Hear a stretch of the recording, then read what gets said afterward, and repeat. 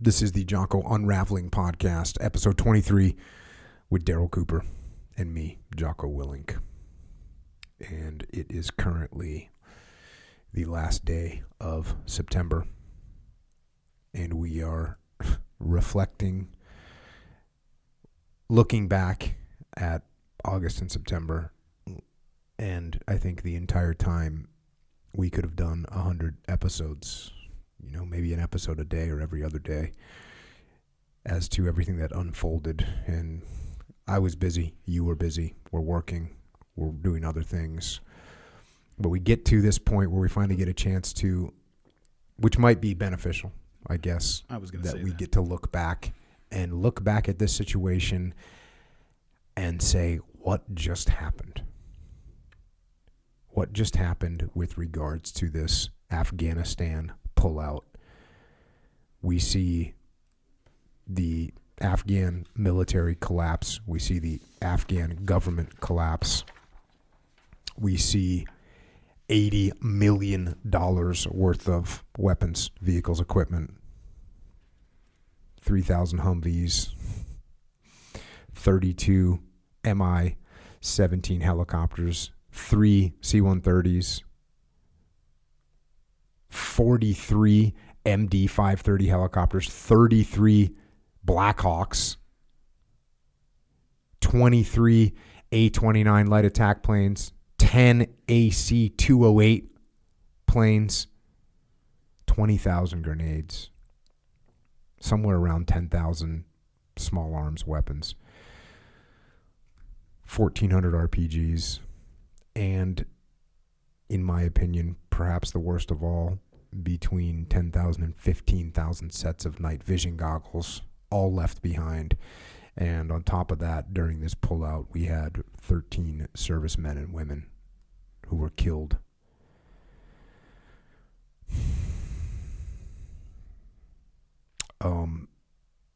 Just an unmitigated disaster. And it got me to thinking, and since you and I didn't do any work during this, I ended up doing that video of what I would say if I was president. And there's two things that pushed me to make that video of what I would say if I was president. The first one was seeing the Iwo Jima reenactment by the Taliban, fully kitted up in American gear. So I saw that, and I had the sort of visceral, anger, emotional reaction to that. And I had to put that in check, kind of. I said, look, don't be emotional. These are just idiots. This is just what they're doing. They're trying to throw it in our face. They're trying to get to, trying to make us emotional. Don't react. So I didn't. But as soon as I started seeing these caches of weapon systems, vehicles, planes, I thought to myself, hold on a second here. What the fuck did we just do?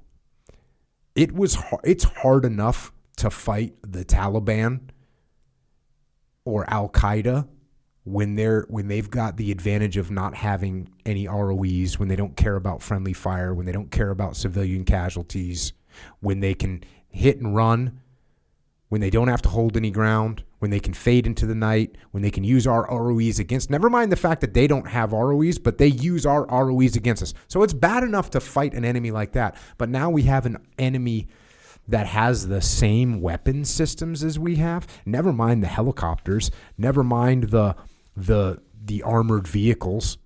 What about just seeing a Mark 48 machine gun and knowing the effectiveness of that weapon, and then there's a laser mounted on it, and the Mujahideen fighters are wearing night vision? So at that point is when I said, I need to talk about what we should be doing right now as a country.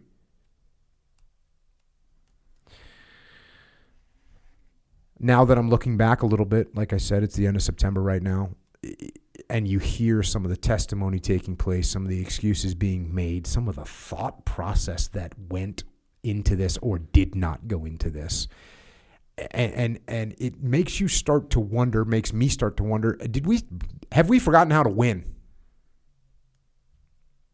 Because a freaking Lance Corporal in the Marine Corps could have planned this operation better. No offense against Lance Corporals in the Marine Corps. They're squared away. They're awesome. But they don't have a bunch of strategic experience. They don't even have a bunch of operational experience. But you know what they do understand? How to plan a mission. And a Lance Corporal that had been in the Marine Corps for 6 months could have done a better job planning this than what we saw.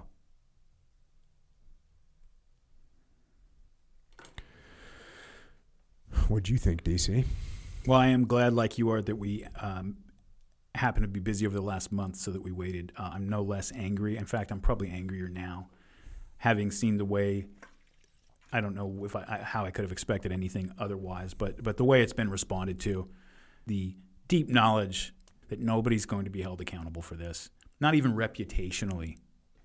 There's two questions. It's like, one is what happened, and two is like what is happening overall, with the Department of Defense, sure, but like our overall system of government right now, where something like this could happen and then be responded to in the way that it has been. I mean, we've got not just politicians. I mean, we've got journalists, people who like theoretically in a situation like this should be the ones we expect to hold lying politicians accountable for something like this, framing it as an extraordinary success. It's the miracle of Dunkirk all over again. It's just extraordinary how we managed to pull off it's insulting.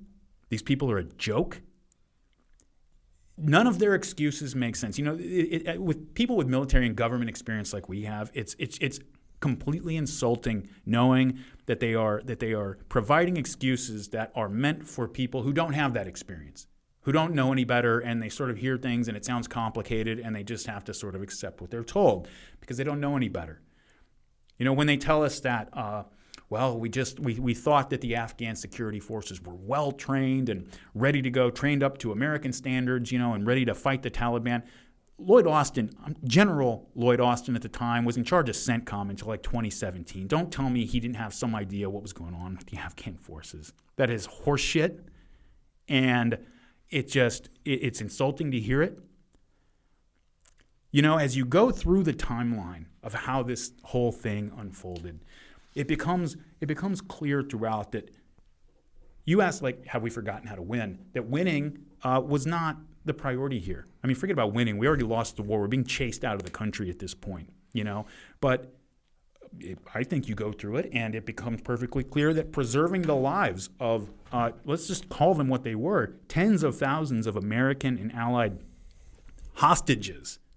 That's what was going on here. We had a hostage situation, where the people that we had been told were so bad, were so evil, were so barbaric, these Taliban, that it is imperative that we spill American blood to defeat them and keep them out of power in Afghanistan. And we spend trillions of dollars and let our people be killed and maimed to fight them because they're that dangerous, and people who we've been killing, whose sons and cousins and brothers and fathers we've been killing like over the years, they're all of a sudden in complete and total control of tens of thousands of Americans and allied civilians and the country. And we're just sort of told throughout the entire thing that, like, we've been in talks with them, and there's no threat right now. There's a CNN report that I'll never forget. I mean, there's a million of these in my data bank right now that like give me nightmares by this point. But like, where you had the CNN reporter, they're standing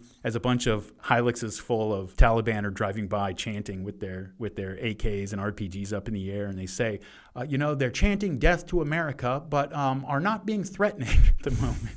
And it's like, what are we doing here? Like, what are we talking about? I mean, just think about the fact that, like, as all this unfolded, the White House press secretary was on vacation and didn't come back. She went on her vacation and got back when it was done. President Biden went to Camp David, and people are like, oh, there's a situation room in Camp David. Don't give me that crap. This is a situation. You got tens of thousands of Americans trapped with an enemy that we have been fighting for 20 years. They're still over there right now. One of the things you go look in go look up Google, Americans trapped in Afghanistan, Americans still stuck in Afghanistan, and so forth. And the whole first page and a half, 2 pages are all links from 2 weeks ago because nobody's really been looking into it, I guess. No, there's still Americans over there. There's actually still American children from here in San Diego, from down in Chula Vista, who are stuck over there, who can't get home, who's got, like, there's a father over here whose wife and their 4 daughters went to visit family back in April. They're stuck over there right now, and he's like, these are American citizens we're talking about, and they're still over there, and somehow that's not an emergency. Somehow it's not an emergency, and let's just be perfectly honest, it is not an emergency to these people. It is not. It would become an emergency when it became a public relations problem and a political problem, but they made the calculation that they can get through this. You even had, I think it was in Woodward's book, he had President Biden saying that, that 1975 Saigon didn't really hurt Gerald Ford. We can get through this too. That's just the way these people think. We are not led by statesmen. We are led by bureaucrats. We are led by narcissistic politicians who at best see their job as managing a system, that happens to be in place. They judge success by whether or not policy is being followed and whether the proper channels were used to approve such and such, and whether this installation over here has had maybe too many human rights, or rather human resources complaints, and if the overall organization is meeting all of the equal opportunity sort of requirements, and if all of those things are true, well, then everybody's doing their job. Never mind that the outcome is a catastrophe, because nobody's responsible for the outcome.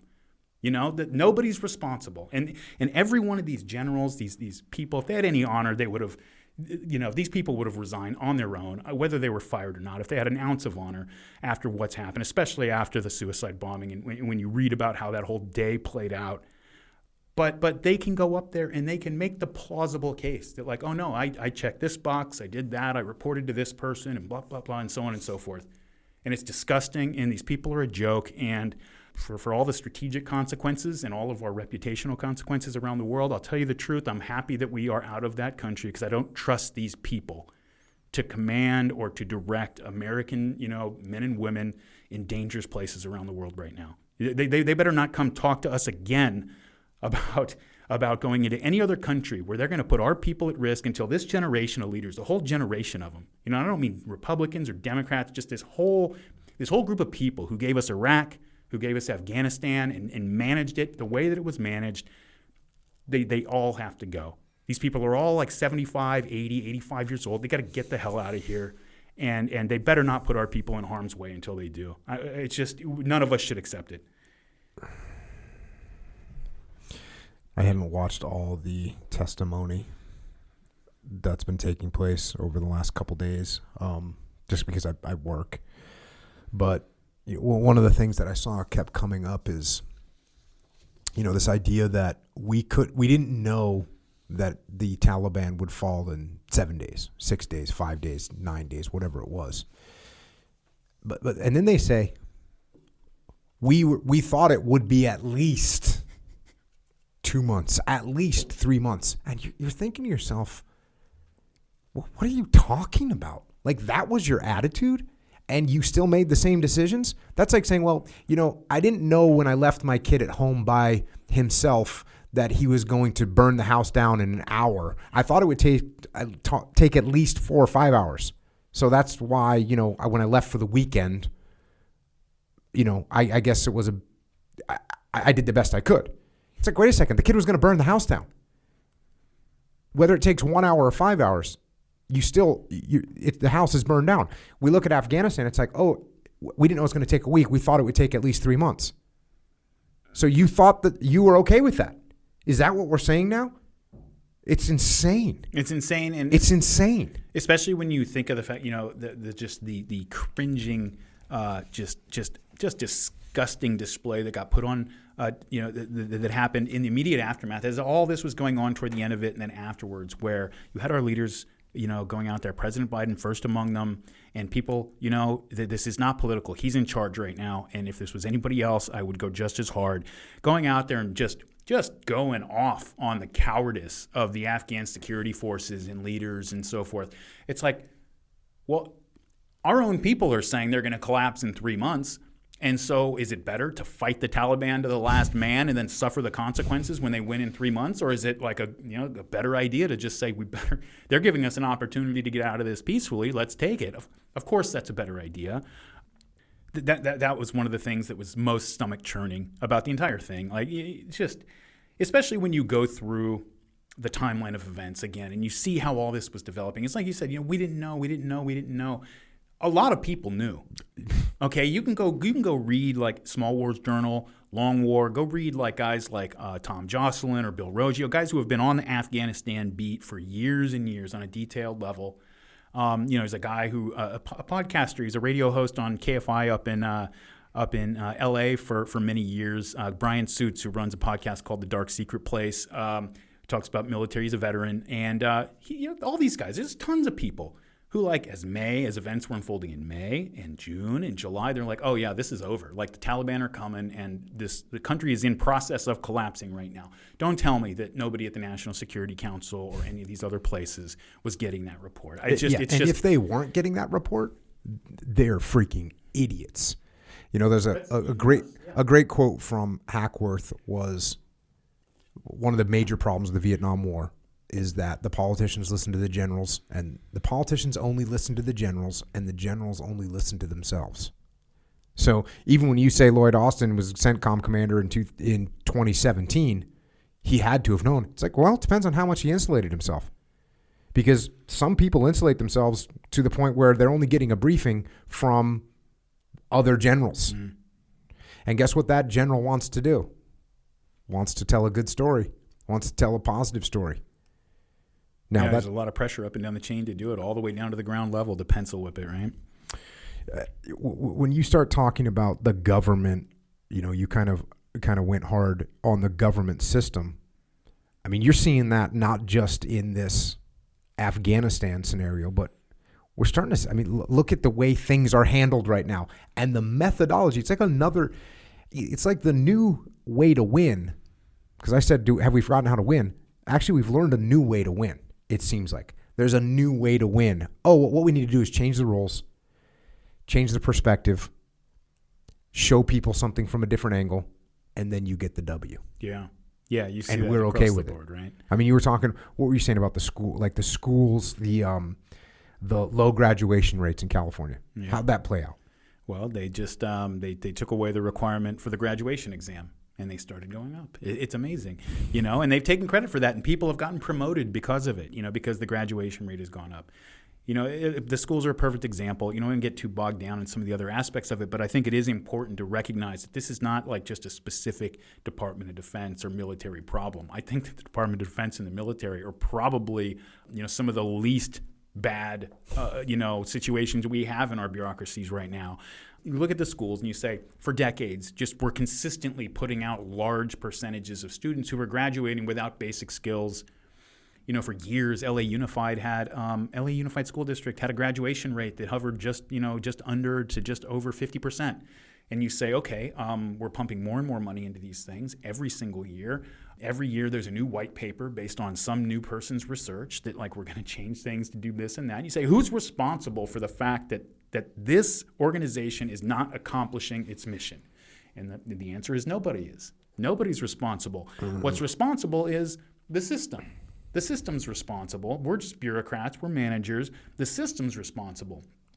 Well, what's the system? You can't criticize the system. The system is our democracy. The system is, in the case of Afghanistan, the men and women of the armed forces or some other sacred symbol that we're all loath to criticize and is and are used as shields for the people who are actually making these decisions to hide behind.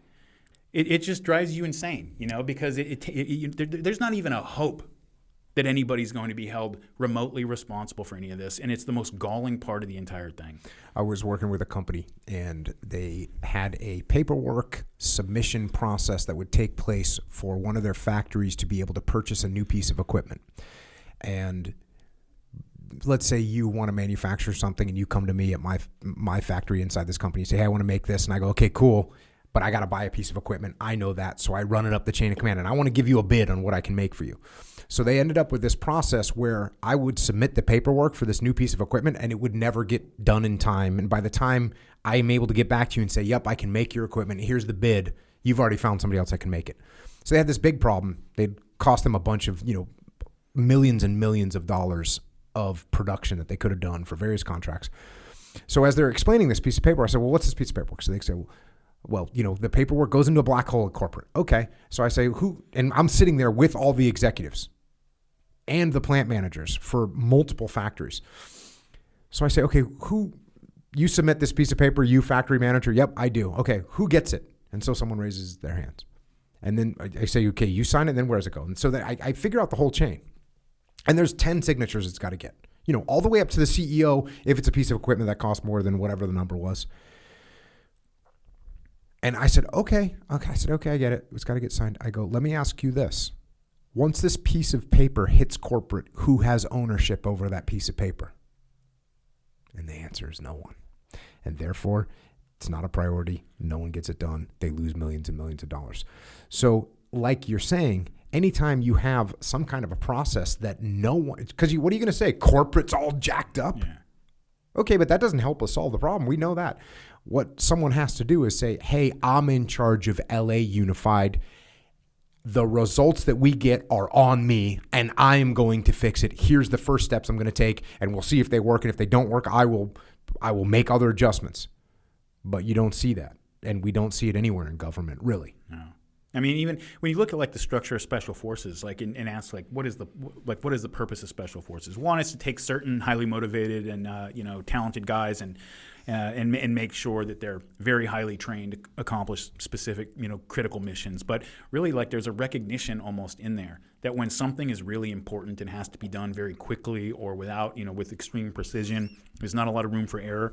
Sometimes you have to take it out of the system, out of the sort of normal bureaucracy and the way things operate in order to have any confidence that it's going to really get done the way that it's supposed to. And that goes, you guys have your own procurement process, everything down to there, to get what you need. And it's this almost this recognition that the system is really built to sort of meet certain metrics. And if we can say that we've got a bunch of things that are green instead of red on the PowerPoint, and we've accomplished our mission 85% of the time, then we're good to go. That's a highly efficient organization. But one of those 15% just happens to be, leaving tens of thousands of Americans in the hands of the Taliban for, an undetermined period of time, it's... Yeah, well, you go one step further, and what you have is the person that should be saying, hey, this is all jacked up. Here's the mistakes we made. Here's what we're going to do to fix it. Instead, we get Biden standing up saying this is an extraordinary success. Quote. Yeah. This is a, quote, extraordinary success. Well, and why not? I mean, other than having some sense of honor. But, other than that, why not? Yep.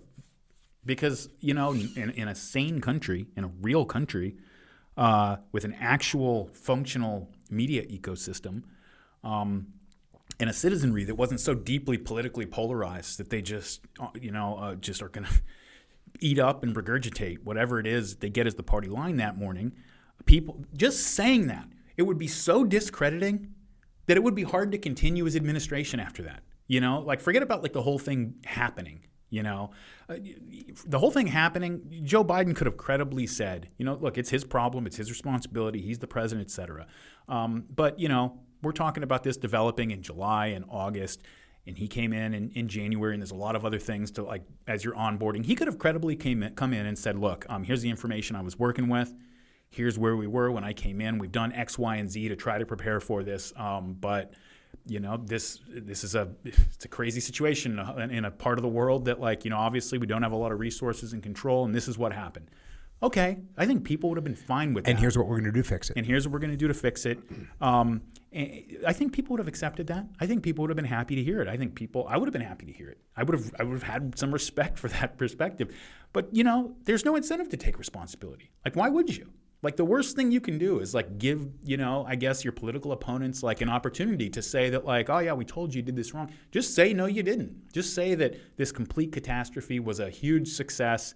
Rely on X% of the media. You don't need everybody. You can take some criticism, but as long as you got some mixed in there, then it's a he said, she said. And by the time you get to 2022 or 2024, it's actually by the time you fast forward 36 hours, there's some other news story that you filled up the airwaves. We still have American citizen children trapped in Afghanistan, and nobody cares.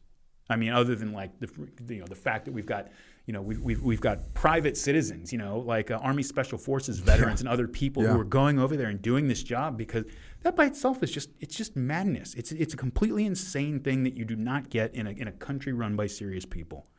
Yeah, at Save Our Allies, by the way, is a group of guys working it. Tim Kennedy's one of them. Chad Robichaud. There's a bunch of guys that are like doing their best to make stuff happen. I mean, you come up with the question of like, okay, so who are these people? Like, who are these people who are making these decisions? You know, we use words like the establishment or the elites or whatever, but like, I would give anything for some elites right now. I would love to have some elites.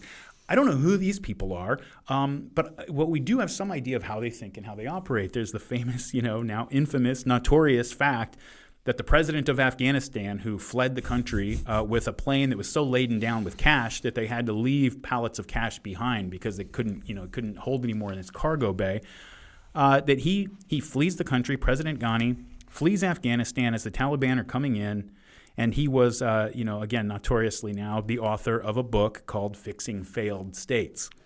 And so he is the expert.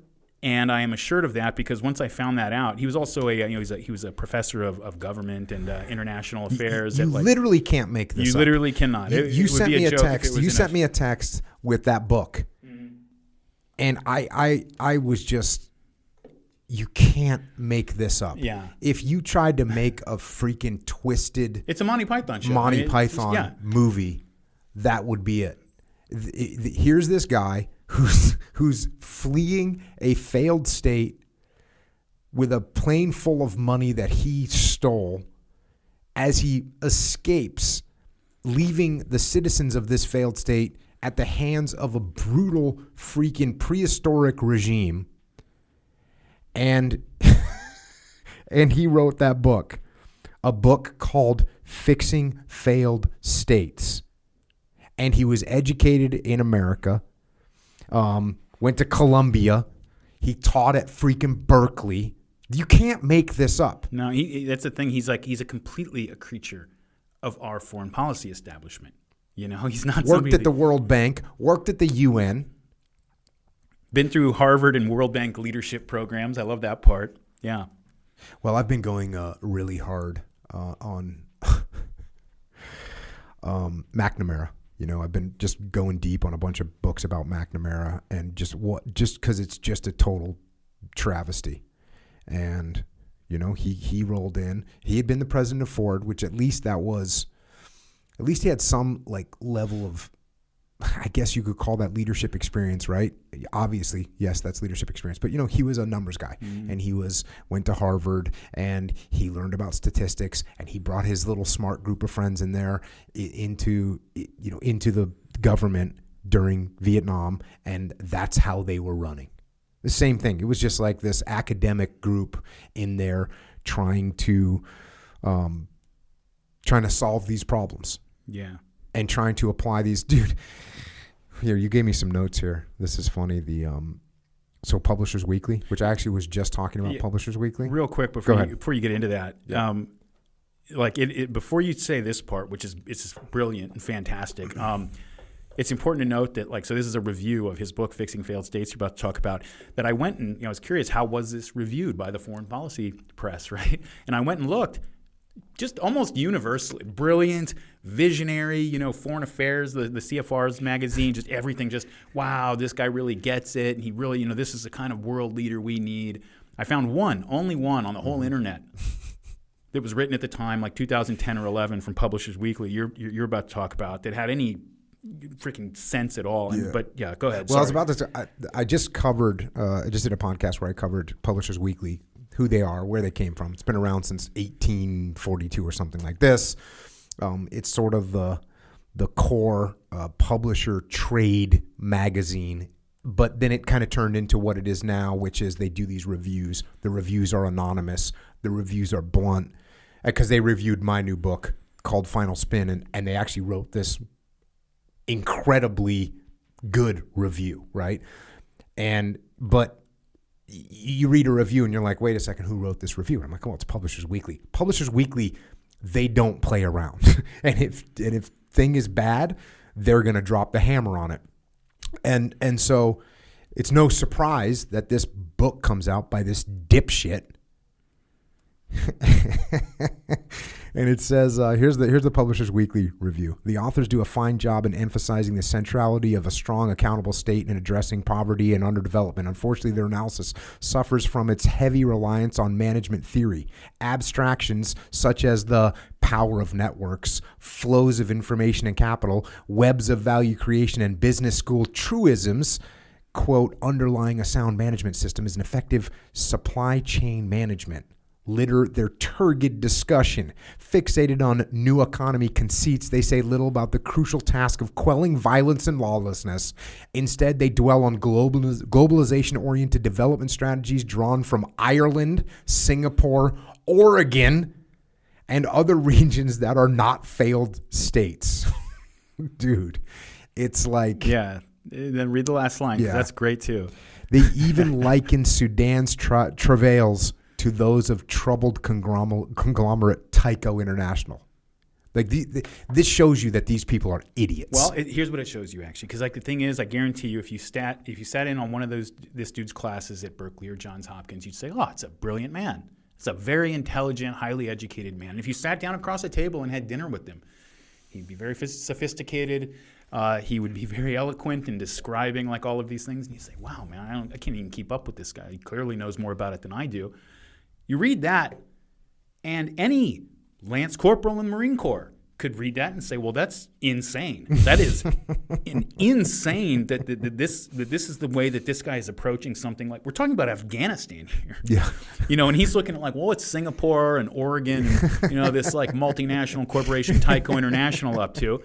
But here's the thing: I guarantee you that when this guy walked into somebody's office in the State Department to give his presentation, it was, their hearts leapt out of their chest. Yeah. Guaranteed. Yeah. Because that little anecdote, I love this anecdote. I share it with everybody because it gets right to the heart. It's emblematic of the entire, root of the issue with the way, this group of people think. And I'm glad you brought up McNamara because, again, McNamara himself is kind of emblematic of something that had been growing in the U.S. system for quite a while by that point, right? I think you started getting like the first MBA programs in like the late 1890s or something like that. And you start to get this whole theory from like Frederick Taylor and other people of like management science and, and all this. And the idea, and this is coming along as like, the first, the early progressive era is coming up. And you have all of these ideas. Well, really like a fundamentally different way of looking at politics, both domestically and internationally, right? There's the traditional way of looking at politics, which is that you have a bunch of actors of relative sovereignty. They have different interests. They might have conflicts over those interests. And politics is the way that we manage those relationships in a way that hopefully tomorrow we're not all killing each other and we can have this discussion again. But people came along and said, well, now wait a second here. That is just a messy way of doing things. Their way of looking at politics, both domestic and internationally, is the construction and defense and administration of a system. And so they don't look at, sort of the world as like having, you've got various economic blocks, you've got Russia over here with like their interests and their sphere of influence that they believe they should have control over, China and these various players, and we all have to No. There's a global liberal consensus. There's a global system that exists. And you can either be like a rogue state, somebody who's not on board with the system, and that's the way that people see somebody like Russia, for example. They don't see them as like, it's just a country that has a lot of interests that conflict with ours, and we've got to manage that and deal with it. No. They're not on board with the global system.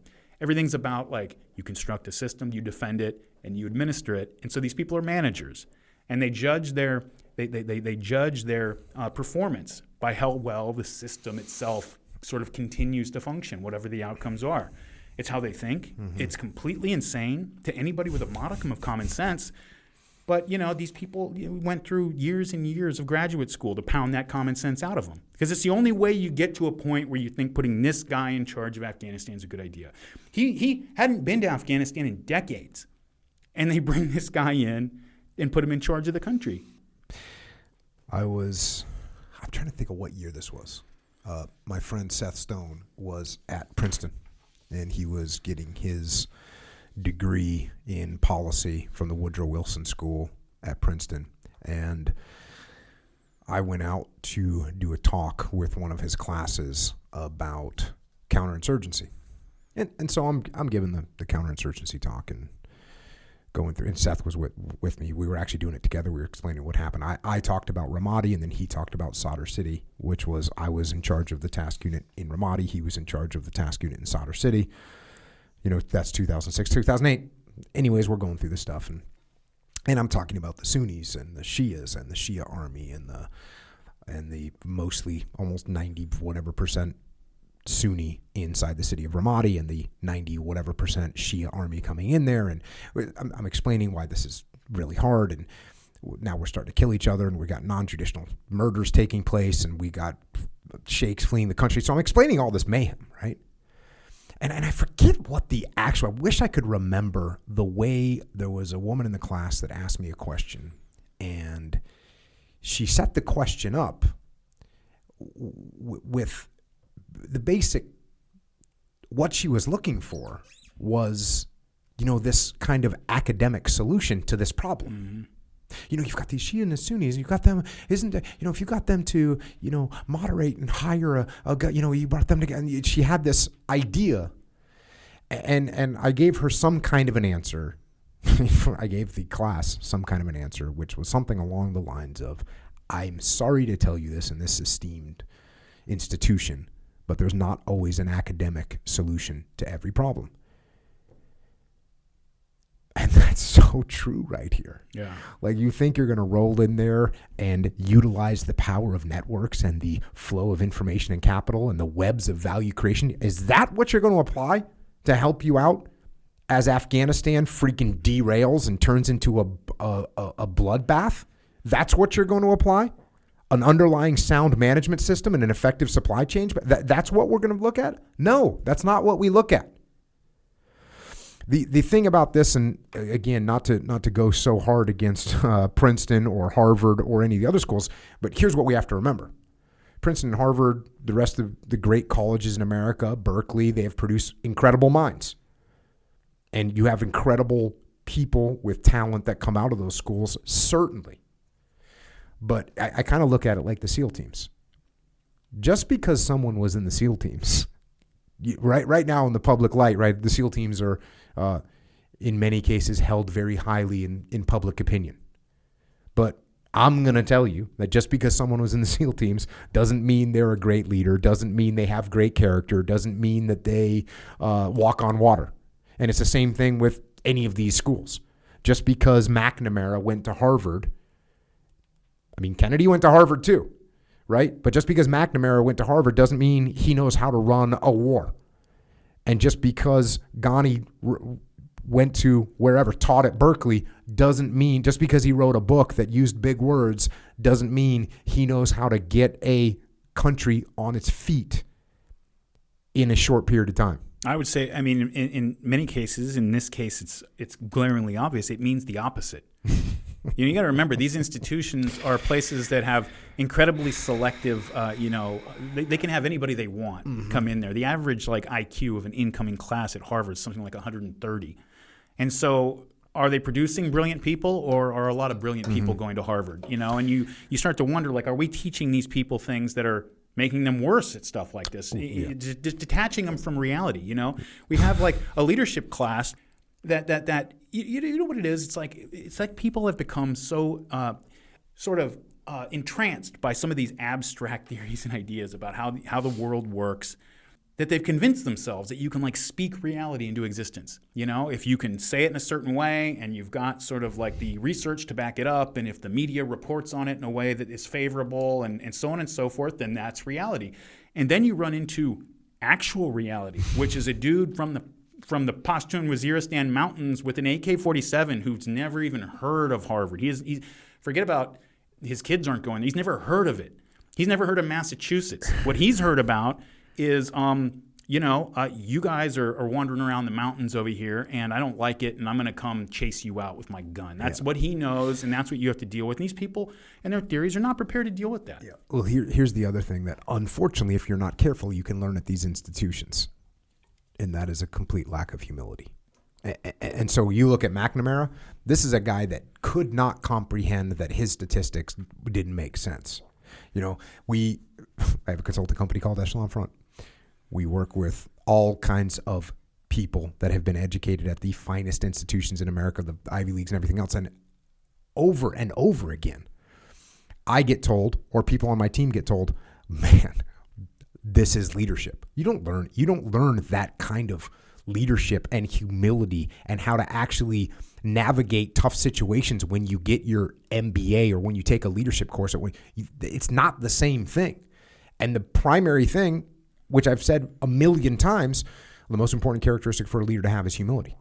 So when you think you're going to take your thing that you thought of and it's just going to overlay onto a situation with perfection, and you're not going to need to adapt to whatever's happening on the ground, and you don't actually accept. That's another thing I say a lot. The first thing you have to do is you have to actually accept reality for what it is, not for what you want it to be. Hey, you have a vision, that's great. Reality gets to have a play in that too. So we're already at a disaster waiting to happen. And the fact that our attitude was, well, I think it'll take at least 3 months for the Taliban to be in control of the country. And like you said, now what are we going to tell the Afghan military? And you don't think the Afghan military can sense that? And you don't think the Afghan military, once you pull close air support away from them, once you stop giving them the logistical support that they need to keep an aircraft running? Because you want to talk about people that don't know where Massachusetts is, but now we want them to do the maintenance on a complex aircraft.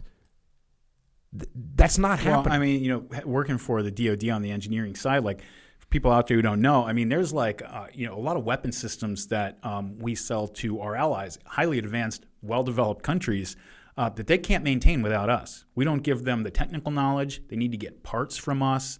They're completely dependent on us. And I mean, just the way we train the Afghan military is, it makes you wonder, like, makes you ask the question of, like, what were the incentives that were really driving our decision making here? Like you say, what kind of military did the Afghans need? Who was their enemy? Their enemy was the Taliban. It was Al Qaeda and ISIS and maybe some tribal uprising or something like that. That's their issue. If Pakistan decides to send in tanks and and fighter jets and stuff, we'll bring a carrier off the coast and we can handle that. Like, this is their issue. So what do they need? They need a crack light infantry. They need to know how to use mobility tactics with their vehicles and their helicopters, things like that. And they need good artillery. That's really what they need, basically, right? And what did we give them? We read some of those things, but there's a lot of other stuff, like highly advanced weapon systems that they're completely irrelevant, but very expensive. There's some defense companies out there that made a hell of a lot of money selling all that stuff to them, and it's stuff that's irrelevant, and we made them completely dependent on Not only are you selling them the system, you're selling them 20, 30 years of maintenance and parts and contractors that are all run through. You're setting yourself up with a gravy train for the next 3 decades. And you're building an army that is that expects close air support. Like, at any point over the last several years, or let's just say the last 2 years, when we knew we were kind of on our way out, did we start to deal with the fact that, look, we're not going to be here to give them close air support all the time. We need to start preparing them for that fact so that they can deal with that. They don't panic and don't, or not even panic, just that they have a plan, because I don't care who you are. You can be maybe anything short of a U.S. force. You put them out in the field and then just overnight take away their close air support when they've been trained that you get into this position, you call it in, et cetera, et cetera. Your morale is gonna take a serious hit, and they're not gonna just work around that on the fly. And did we do any of that? No. Well, why not? Well, because in the moment, there's an engagement going on, and we don't want the bad news of Taliban winning this victory in this place or whatever it is, and so we are going to provide close air support, and you just do that until you don't. And and so what you have is an Afghan force, for all the talk out there, and people really need to stop with this. It's just infuriating, really, when people talk about how these cowards just ran away from the Taliban. The situation over there, when your leadership structure evaporates, and when your maintenance structure for all of your equipment goes away, when you can't get parts for your equipment, because all those parts come from us. They don't have parts for these things in Afghanistan. We withdrew all of our contractors in June of 2021, just a few months before all this happened. Just that by itself lets the Afghan military know that like, we're done here. We don't think this thing is going to last, And it's one of the reasons, by the way, that like it's very hard to take seriously all the claims that they really thought that this thing was going to last longer than it did. It just, the way we were behaving in the lead up to it, there's just much more of a concern with perception. There's that famous infamous call between President Biden and President Ghani that happened in July.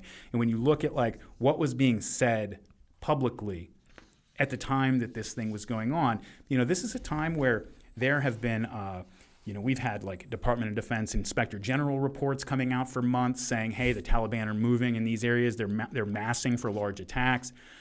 And they're starting to take over like provinces and mass against provincial capitals. And this entire time, we're just hearing that like things are going smoothly, and the Biden administration is planning its big September 11th party because that's going to be the 20th anniversary of 9/11.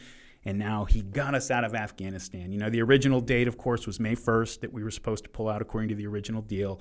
But around mid-April, they decided, I'm sure partly because there were planning issues because we just weren't prepared. Even though we knew we were supposed to pull out May 1st for the last year and a half, we weren't prepared for it. I think probably they thought they could roll Biden once he got in there, that they could like get him to cancel, and they couldn't. And so then they kind of had to scramble at the end. That's my suspicion. When you say they, who are you talking about? The same people, for example, who admitted in print, gloated, in fact, about lying to President Trump throughout the last year and a half of his administration about how many troops were in Syria because they were afraid if they told him that he would pull them out.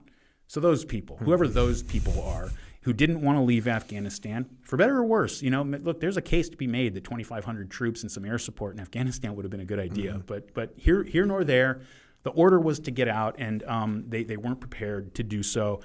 You get up to mid-April, and President Biden makes the decision that we're going to move the withdrawal date from May 1st to September 11th. And I think that the date there is very significant because it tells you that there's a political angle to this, right? It's not just a date of like, well, here's when we're going to be ready. Here's what makes tactical and strategic sense. It's obvious that that's not what's going on. This is a political date, and there were reports, leaks from within the White House that said that the big part of the reason that they moved the date was at the time, the pulling out of Afghanistan was very popular, and this was going to be a big deal.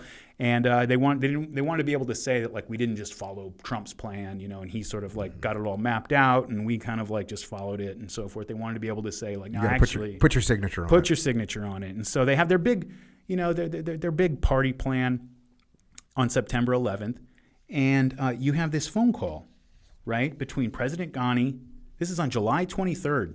This is after we've pulled our contractors out. This is, this is a month before everything really just goes completely to hell. We've had Inspector General reports, media reports for months now saying that the Taliban are on the move. They're massing for major attacks against provincial capitals. Like the Afghan forces are collapsing. I heard, before you read that, I heard from one of my friends was saying that the Taliban was just like rolling up outside of villages, sending a runner in, saying, hey, we're here, police chief or whatever, security force, Afghan security force leader, we're here. You can put down your arms, all good, we'll carry on, or you can fight us and we're going to kill you and we're going to kill your family. And the locals were like, sounds like we're supporting the Taliban now. Yeah, and they were taking down their names and information, and, just so that if you stay cool, then we'll be cool. Don't start, nothing won't be nothing. I mean, these are people who understand how Afghanistan works. You call these people cowards. These are just people who understand the situation that they're in. So yeah, this phone call, this is July 23rd, a month before everything is completely collapsing publicly, at least. It's been collapsing for months at this point. We have DOD documents and, again, media reports from months like that show that this is the case. And you have this phone call, just an excerpt from it that got leaked out to Reuters, which is a felony, by the way, whoever leaked that. But whatever, I'm still glad we have it because it really provides a window into the thinking here.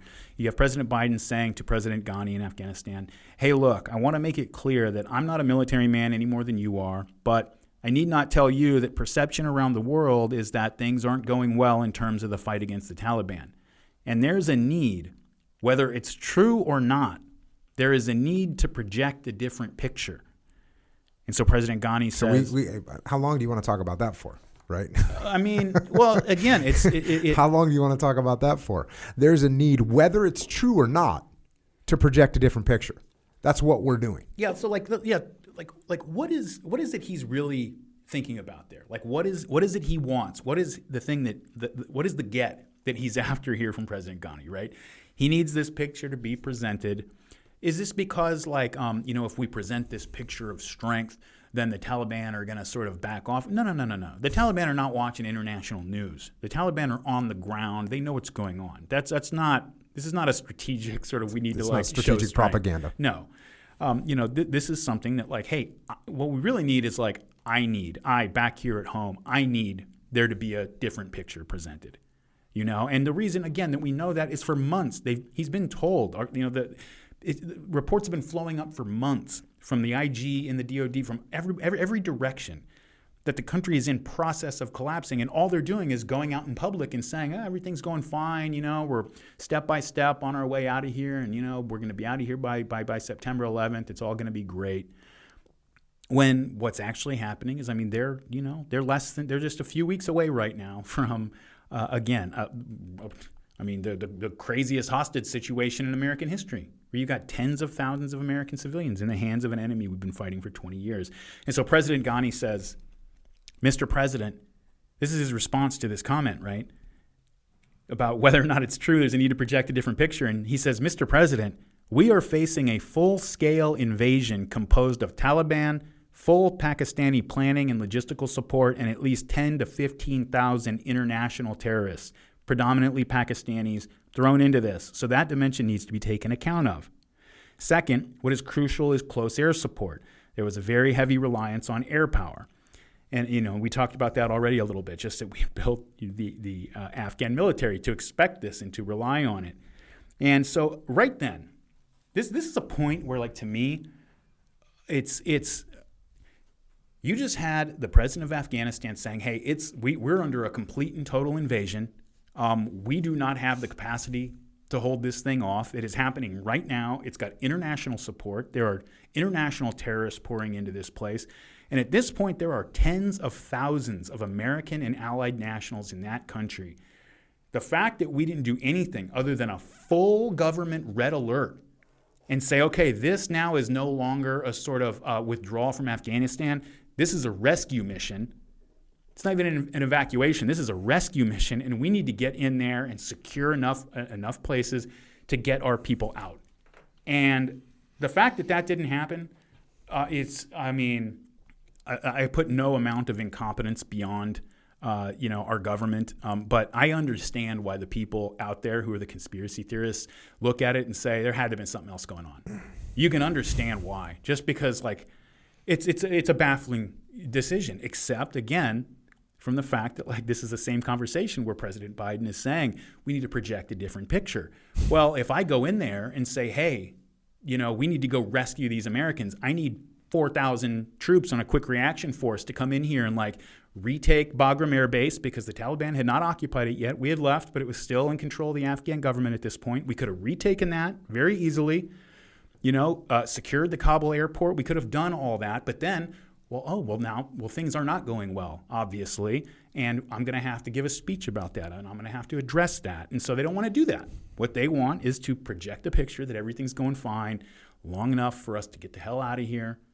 And then if Afghanistan collapses 6 months later, who cares? It'll be on the news for a day or whatever, but who cares? Not our politicians. They don't care, You read about what happened when we left Bagram. I think it was July 6th.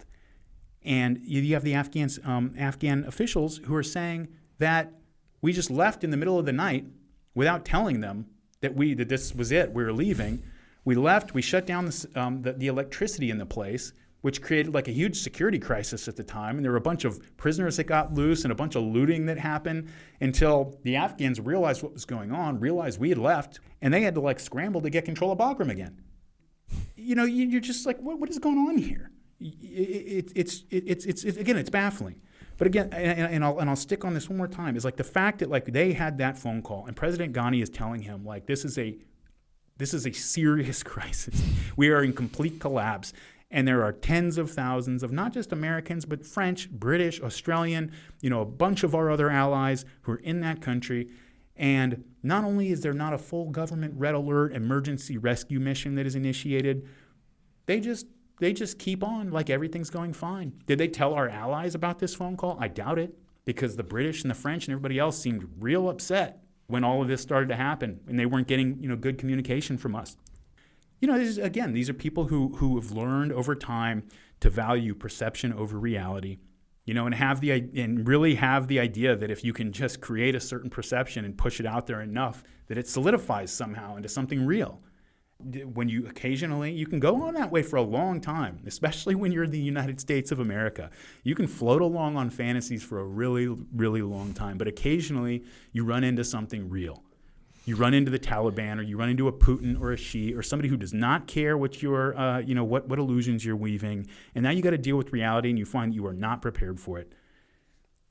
You get this risk aversion going on too, where it's all about damage control. It's almost like this is total damage control, right? It's a little bit preemptive because it hasn't fallen apart yet, but he's already saying, look, we got to make this look as good as we can. And then it's cross my fingers and hope that we can pull this off. It's interesting. I've been talking about this a bit lately. I use this term default aggressive, meaning like you got to be default aggressive to make things happen. And sometimes I'll work with companies. That's a bit much, right? It's like, hey, wait a second. We don't want to be teaching our people to be aggressive. And the Marine Corps has a great phrase, which is very similar, which is bias for action, right? Which means the same thing, kind of, right? Mm-hmm. Hey, if I'm training you, I say, look, you got to be default aggressive and make things happen. Okay. If I tell you, hey, Daryl, I need you to have a bias for action, it's meaning the same thing. And then you could get right down to like a more business buzzword, I want you to be proactive, not reactive, right? So there's different ways of saying the same things. But I'm holding on to being default aggressive. And now I've gotten to a point where I explain why I use that term, why I stick with that term. It's because if you're a young SEAL officer and there's something bad happening, there is so much pressure on you. And the easiest thing for you to do, your instinct is to not do anything. Like there's bad things happening. There is a force on you. This inertia sits on you that I don't want to do anything because just about every move I make looks like it could go bad. And so in order to get you over that hump, I can't just say have a bias for action because bias for action isn't strong enough to get you over that hump of doing something. Just saying, hey, I want you to be proactive, not reactive. That's not strong enough. The amount of weight that is sitting on you, telling you don't do anything, you better just sit back and it's easier just to let it go. Let's see what happens. That weight is so heavy, that pressure is so much that it takes a phrase like, listen, dude, you need to be default aggressive. You got to make something happen to get you to break away from that gravity that human beings have, which is we don't want to do anything. We don't want to rock the boat. If I make a decision, it puts me at risk. I'd rather just sit here and not do anything and just have events unfold and I'll deal with what. And you can kind of sense that here with Biden.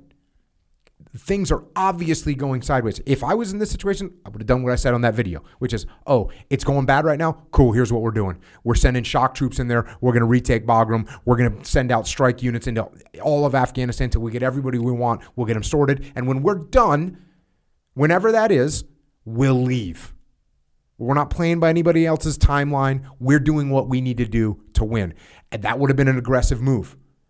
But that's why, because you can feel Biden, who's never been in any pressure situation before. You can feel him. Matter of fact, I guess the closest we could say, he voted against the Bin Laden strike, right?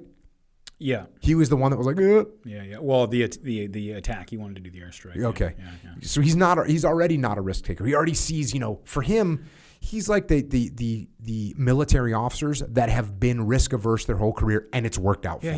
He's been in Congress since he was 29. Right. So it's his whole reality is like how do you manage perceptions and so on and so forth. And risk aversion and what's going to have the lowest impact and what's not going to no headline is better than a bad headline, right? So no headline is this stuff. If he crosses his fingers, maybe this goes okay, and he's just not sharp enough to recognize what's happening as it's happening. I mean, don't you think so? Like, I think that bias for action, that default aggressive, I think is, you go out there and talk to captains, 03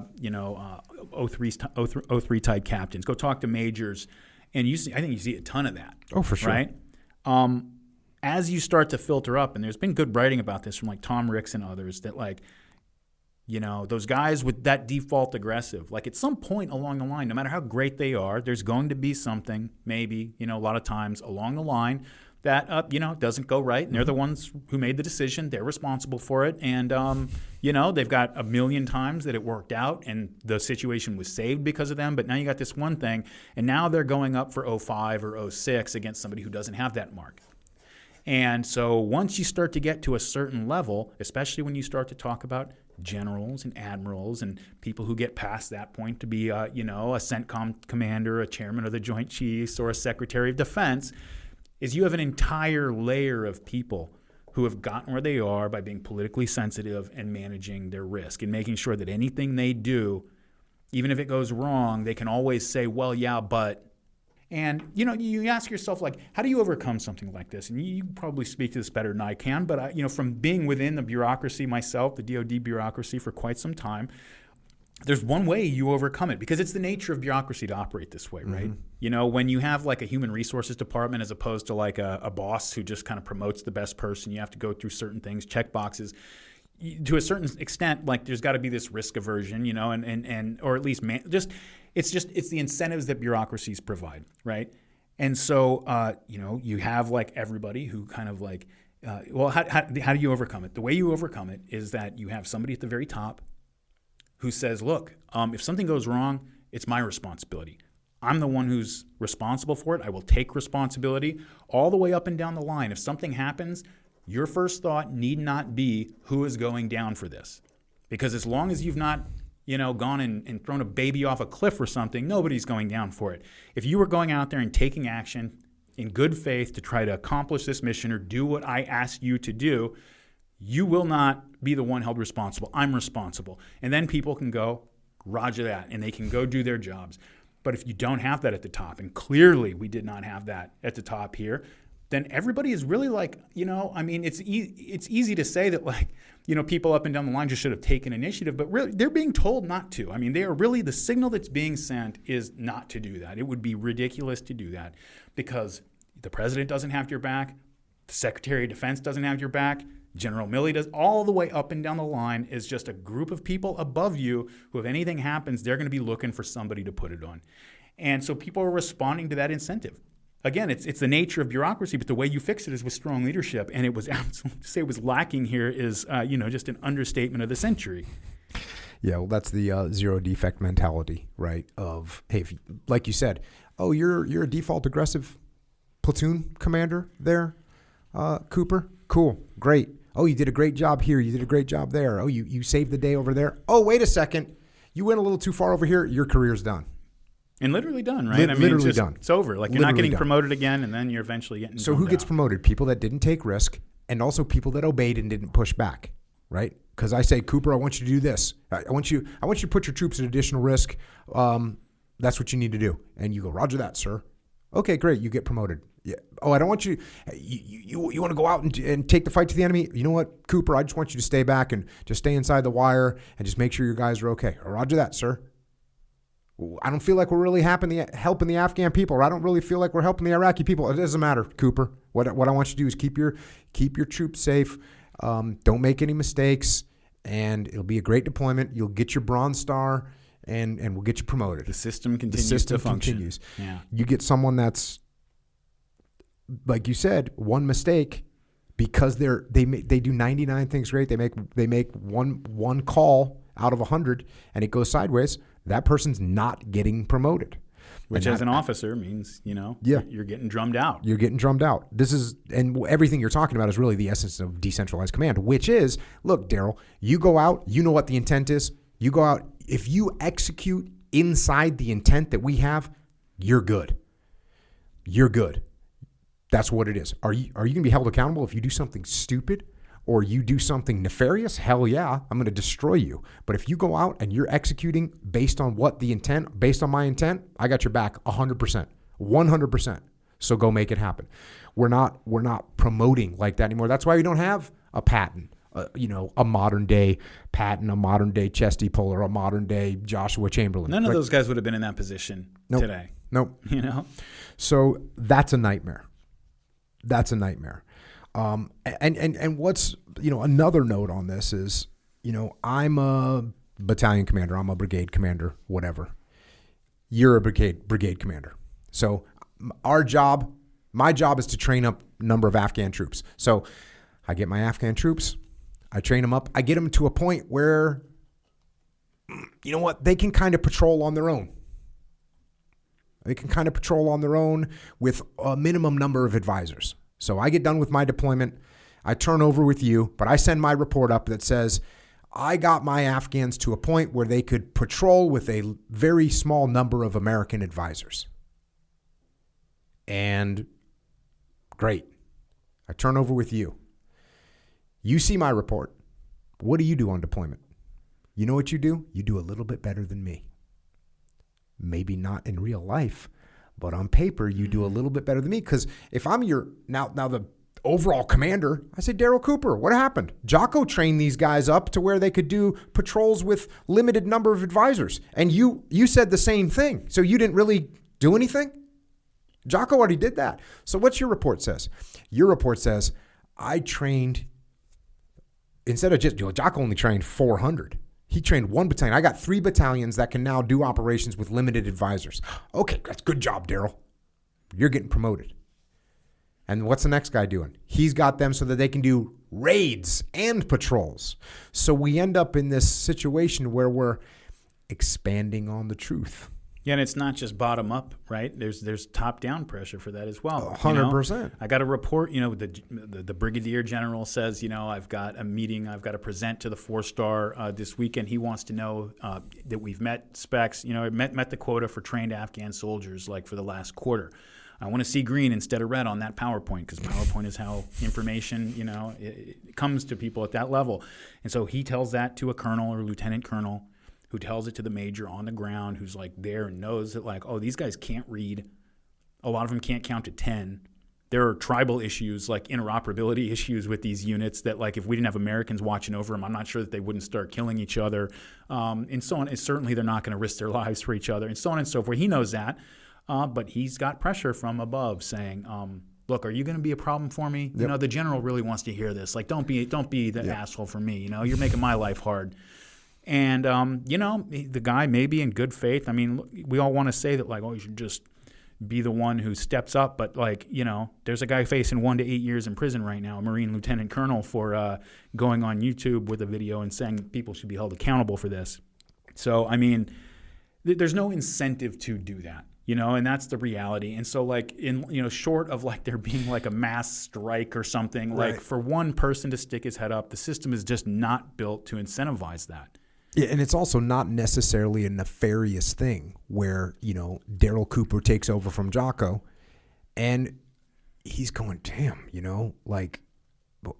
I only trained 400. Well, why is that? Oh, because the turnover rate. Like the Iraqis, they turn over all the time. You get people that would be in the army. They're supposed to be serving for a year. They'd serve for 2 months and then they'd bail. They'd desert. So instead of reporting the truth about what's happening, it's we start feeling like, hey, I could do a little bit better. And there's also other things that happen. In Ramadi, we're training the Iraqi troops. Well, as we're training the Iraqi troops, guess what else we're doing? We're killing bad guys. So Ramadi itself is becoming more pacified, which means that they actually can do more patrols. They can act a little bit more independently. And it was a nightmare sometimes in Ramadi. They would turn over, let's say, a checkpoint to Iraqis, and as soon as the insurgents would see it was, it's all Iraqis there, they would freaking attack. And they overran some of those positions while we were there. It was a nightmare. So we got very paranoid about saying these guys are ready. We got very paranoid about it because we knew, the insurgents knew, if we said that and these guys are out there on their own, they're going to get rolled up. But even with that, I sometimes think about some of the reports that I sent up the chain of command. And I'll give you an example. They weren't great. They were not good at planning. The Iraqi soldiers, they didn't really have a good handle on coming up with a plan. And I remember sending pictures up the chain of command. This is myself putting me on report right now of like, hey, here's a picture of, some Iraqi soldiers doing plan. Because we used to send pictures of the Iraqis every week that were used for exactly what we're talking about. Here's 40 Iraqi soldiers doing marksmanship. And it's to paint this picture of progress. And I remember sending up a picture that was like, here's some Iraqi soldiers and their officer coming up with a plan for an operation. And they're looking at a map that they had no idea what they were looking at. So there's me doing that, right? There's me doing that. Now, the line that I didn't cross was like, hey, these guys are ready to go on their own. I couldn't do that because I knew what the outcome would be. But me trying to do a good job. Oh, you want to see pictures of these guys planning? Okay, cool. Here's a picture of these guys planning. They don't know what north is on a map, but here's a picture of some Iraqi soldiers that can't read. They're planning a mission. It's like, it was bullshit. Yeah. So, but then you take that little sliver of Jocko bending the truth a little bit and saying, hey, the Iraqis are doing some planning. But then you multiply that times 20 years and you end up with a bad situation. And then you get like very difficult to be the person that says, hey man, these guys are not ready. Now I did do that sometimes. And I'll tell you an example.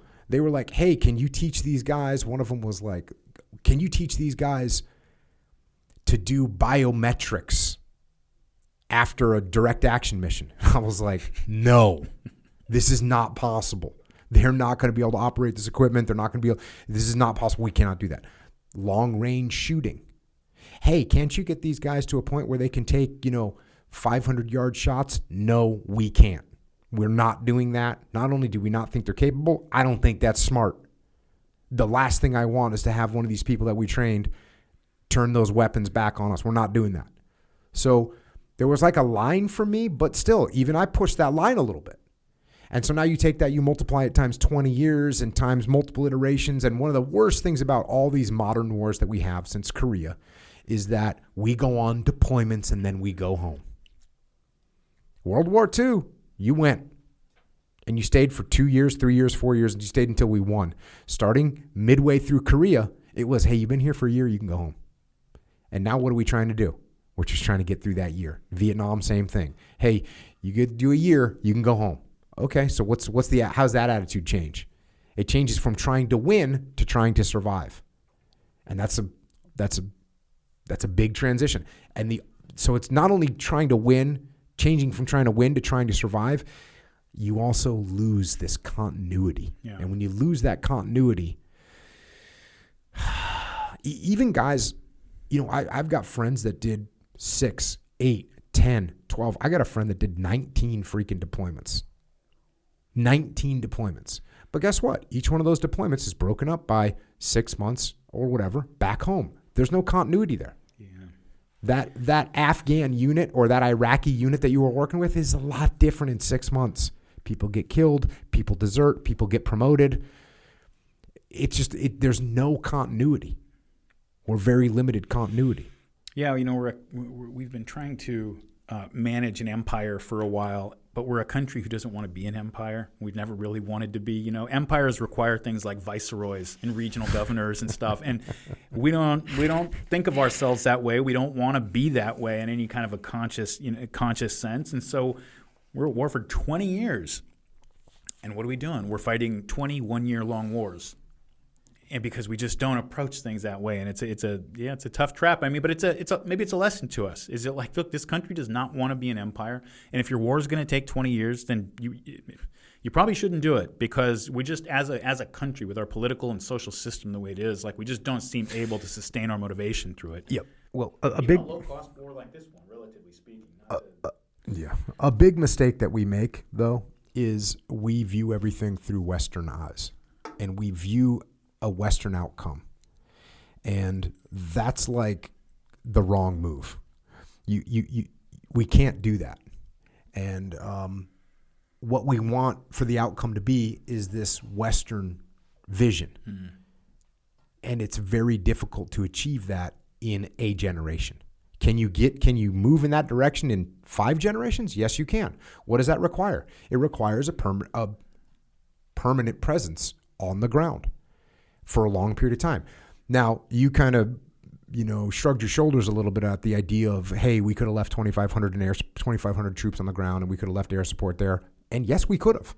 And if we had done that, the Taliban would not have been able to take over the country at all. There's no question about that. And then you have, we kind of talk about the Bagram airfield as a method to complete the evacuation. That place is also a strategic airfield right in the middle. Go look at a map of Southwest Asia and look what's in the middle of it. Freaking Bagram airfield. You have access to just about every country around there.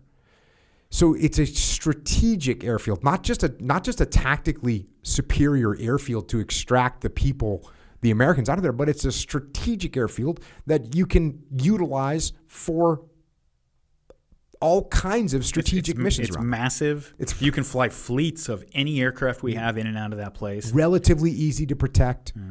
So we spent like $1 billion on that thing. Yeah, and this idea again, one of the phrases that got thrown at us from the politicians was, we're going to end this forever war. The forever war. This wasn't a forever war. American soldier hadn't died there since February 2020. 18 months, we'd gone, okay? And look, every freaking soldier that dies is a travesty. But when you've worked that hard, it's not just a sunk cost fallacy either. It's not like, we've worked that hard to get there. We got there. This wasn't like, we've put a lot in here, but we should just finish the job. The job was kind of done. What we needed to do was maintain some sort of presence there so that we don't say, it looks like the Taliban's going to rule in 2 months or 7 days or 4 months or 6 months. The Taliban is not good. So when we have a thought that maybe the Taliban is going to be in control of this entire country, we shouldn't allow that. What's it cost to us? What's the cost going to be for us to not allow that? We got to keep a couple thousand troops on the ground. We got to keep air support there. Well, guess what? Well, isn't that going to cost money? Yeah, it costs money. You wrote this kind of funny thread, and I don't even know when you wrote it on Twitter, about how about some training grounds? Why don't we use this for training? It's a funny idea, right? But you're going to go on deployment as an American. You're going to go on deployment. If you're going to go on deployment, why don't you go on a deployment instead of going on deployment to Germany or going on deployment to Guam or going on deployment to Korea or going on deployment to the Philippines, which we all deploy to all those different places.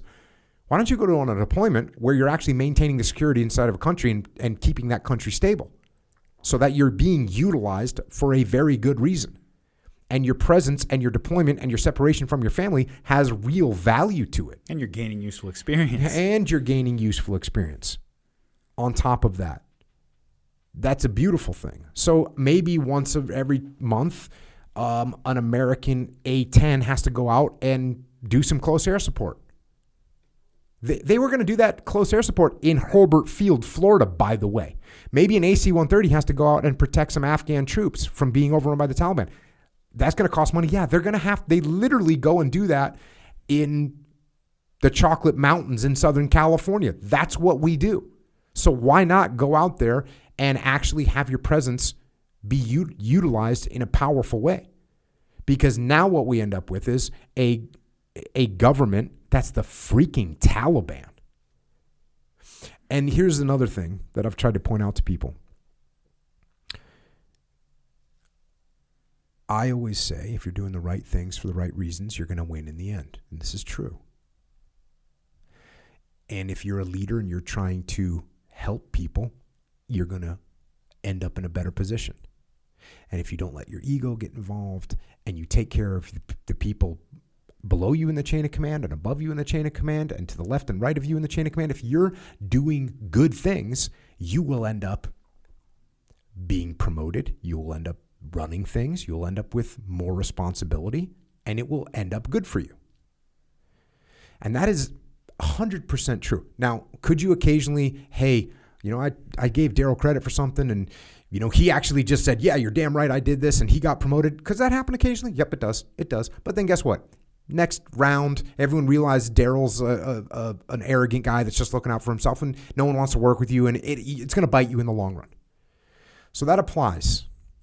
That rule of treating people well and taking care of each other applies and works. In benevolent situations, if you are a gangster, if you're in the mob, if you're a freaking drug dealer on the streets, if you're a gang member, the person that is most ruthless is going to rise to the top. So what do we have in the Taliban? Because everyone's like, well, the Taliban, it's the Taliban against ISIS-K, against Al-Qaeda. You know who's going to win there? The most ruthless of the players are the ones that are going to win. And they're the ones that are going to end up in power. So if the Taliban isn't extreme enough and they're not willing to just do whatever, to just murder, rape, torture, kill, they will be surpassed by whoever is ready to murder, rape, torture, and kill. That's what's going to rise to the top in the country of Afghanistan. And we are going to be sitting here hanging on to the freaking destruction that comes from it. We got to talk. I know we've been running a little bit long on this, so we got to talk about the denouement, this whole situation, because there's a the what denouement, like the unraveling of the whole situation at the very, very end, right? There's a there's a part of me that's almost that almost would have taken the attitude that I'm almost glad it fell apart as precipitously and obviously catastrophic as it did at the end, as opposed to 6 months from now when it would have been on page 6 of every newspaper and nobody would have cared, because it unmasked and kind of laid bare the incompetence and the bad priorities and just everything else of the people making these decisions, except for the fact that a bunch of people got killed as a result of this at the end. I forget the fact that tons of people are being killed today by the Taliban going door to door and pulling people out of their houses. If you believe everybody in the government, that was going to happen in 2 or 3 months anyway. So let's just call that like something that was baked into the cake. We had a bunch of Marines and a corpsman and another 180 or something Afghans, civilians, of course, all killed by this suicide bomber. One soldier too, yeah. And one soldier, yeah. Where you've got a bunch of our people. Let's just say exactly what it is. Like you had American forces and American civilians who were hostages of the Taliban in this situation. They controlled who went in and out of that airport. They had enough personnel in that city that if they had decided to storm the airport, they could have done it. There would have been consequences afterwards, and so we had that deterrent effect. But let's just call that situation what it is. We had a bunch of our people at the mercy of the Taliban. You had President Biden and some of the military and DOD officials being asked to are we relying on the Taliban for security? And they had to admit, yes, we are. So that's a situation that we put our people in. Putting our soldiers and Marines, just our forces in general, in a situation where they are relying for security on the people that until today, this morning, I guess, we were telling them you're at war with. That's just a betrayal of unimaginable proportions. It's unforgivable. And it's especially unforgivable, given what ended up happening. You have August 15th is when Bagram was taken, and then the Taliban storm into Kabul. It's just chaos in the streets. The president of Afghanistan flees the country. This is when you start to get those pictures of hundreds, thousands of people clinging to those C-17s as they were getting out, people. And so that's when all this is going on. And at this point, you've got tens of thousands of Americans and a bunch of our forces literally at the mercy of the Taliban. They can in the sense of the Taliban get to decide what happens to these people. That's the situation that we put them in. And the next day after this happens, this is when Biden goes on for the first time and blames the cowardice of the Afghan military and so forth for all of this happening. The White House press secretary at this point, by the way, is still on vacation. Biden has just gotten back maybe from Camp David or something. And August 17th, you start to see these news reports, people from, not just news reports, but public statements from political officials and defense officials in France, in Australia, in Britain saying, we can't get the White House on the phone. We got a bunch of people over here and we can't get them on the phone. So they start executing their own rescue missions. I don't know what's going on behind the scenes with our relationships with some of these countries right now, but from what came out in the public, they were not. It's going to take a while for us to make that up to them. I mean, the fact that like it happened without us communicating to them that this was in process of happening, and then just us having, we were the ones with the forces to control the situation. We were the ones responsible for this, right? And then to just let it unravel the way we did, without communicating with them and like without telling them, leaving their citizens at risk. I mean, thank God you got like the French GIGN who, from what I understand, are pretty hua, who are going around like getting their civilians, and a bunch of other people actually, I think, as well. Like, good. The fact that we did not address the situation with the same level of urgency that these people did at the last second, it's just maddening. It's insane. August 23rd, this is after they've been in control for a week, and it's just kind of chaos, and nobody really knows what's going on. The CIA director meets with the Taliban leader Baradar. The minutes of that meeting have not been released, but given the way everything kind of played out, you can kind of put two and two together and figure out what was going on there, which is we were making promises to the Taliban about what we would do and not do for them if they would let our people pretty please escape Afghanistan. When we talk about why didn't we destroy all that military equipment? Why didn't we do a lot of things?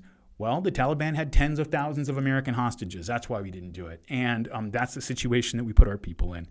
And so then you get to August 26th, and that's when a suicide bomber, blows himself up, and 11 Marines, 1 soldier, 1 Navy corpsman, and 170 other people were all killed, 150 plus more wounded. You remember the press conference that Biden gave the day that happened, or the next? I think it was maybe the next day that it happened. It was just, he comes out and it's all very somber. We're all just very, very saddened by the tragic sacrifice of these men and women, which fine, that's all true, and that's great for the funeral. There are still thousands and thousands of people there right now, surrounded by the people who did this, and that's not what I wanted to hear. I wanted to see somebody stride out to the platform and say, okay, enough games, enough bullshit. Here's what's going to happen. Okay, we are landing forces right now. They're going to push out a security perimeter, et cetera, et cetera. That's what I want. You didn't get that. Why? Because you start to wonder about these people's priorities and what's really driving their decisions. I mean, you get to think about so shortly after, the day after the suicide bombing. First of all, we find out who it was, the ISIS-K leader who hatched the plan to do that suicide bombing. We find out who he is. He's in Jalalabad, like 60 miles or so due east. We don't have any intelligence assets on the ground, so I don't know how he did that. The CIA Eagle Base in Kabul had been destroyed, over the last couple months, and had been completely finished, in the weeks prior. Everybody, as far as we know, is at the airport, who can get there. So what intelligence assets we have on the ground, I don't know. But somehow, magically, within 24 hours, our intelligence people who didn't have enough information to understand that the Taliban was actually going to collapse the Afghan government and create this crisis, somehow magically, within 24 hours, they figure out who the ISIS-K leader was who hatched the plan for the suicide bombing and locate his building 60 miles due east in Jalalabad, and we hit it with a drone strike. Hooray, maybe that was part of the meeting that we had with the Taliban. You're going to tell us at least somebody worth killing here, and, we'll make it worth your while. I don't know. But I want to talk about, excuse me, I got something in my eye there. I want to talk about how the day of this suicide bombing went down. Because I sent you a series of text messages that were coming in. There was a pro-Marine Corps, veteran Instagram account that published these things. They protected the names and the pictures and so forth. But these were text messages coming in from Marines who were there in Kabul as all this was going down. And they're talking about this situation to this guy. And I've actually heard somebody, a guy that I have been following for many years, about 15 years, who I trust and I've spoken to before, who spoke to the guy who runs this account and to his satisfaction, verified that all this is true. And so I have full confidence that it is. And so these are text messages coming from Marines in Kabul to Marines back in Pendleton and other places, describing what's going on there as it's happening. I don't know if you'd seen these before I sent them to you, but No, I hadn't seen them. it's really a cherry on top of the whole thing, and it's maddening. It's absolutely infuriating and maddening when you read them. Yeah, I mean, jumping into some of them, you got a guy that's stateside. Why were you guys police calling? Meaning, like, so police call is like cleaning up. I don't know. I don't even know how we end up calling that, because you could say like police up that area, Yeah, right? That's so they keep talking about how they are made to clean. And so a Marine that's over there came from higher. We had to police call the PAX terminal where the civilians were processed. We didn't even get rooms to stay in like the other units. We slept in the gym. We picked up water bottles, MRE trash, and shit paper. Reflipped vehicles to upright positions.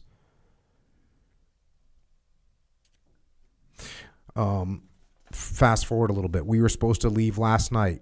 The general canceled our flight because the base was dirty. What the fuck? Yeah, I'm not joking. We had to clean the base for the Taliban. I'm about to call my congressman. That's horse shit. Please. I want to, but I don't want repercussions.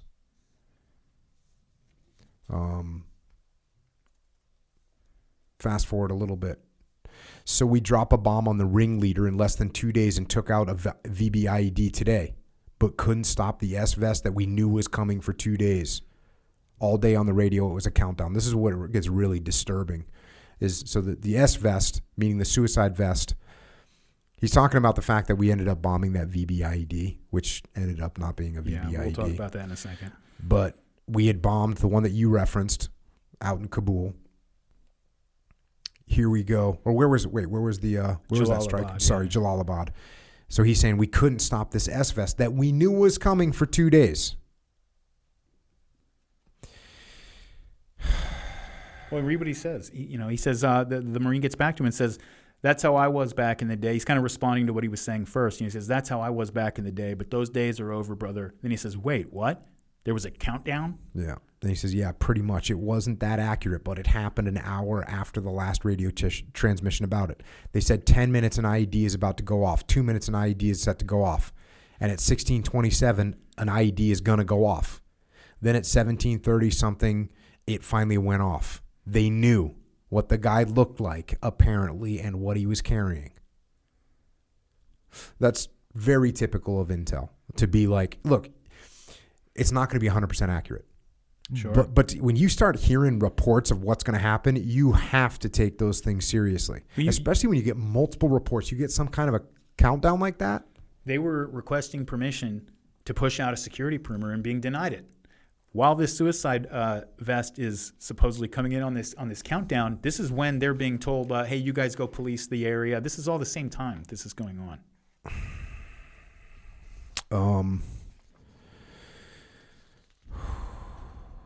So you guys knew. I won't let anyone know where this came from, but we have to let this known, brother.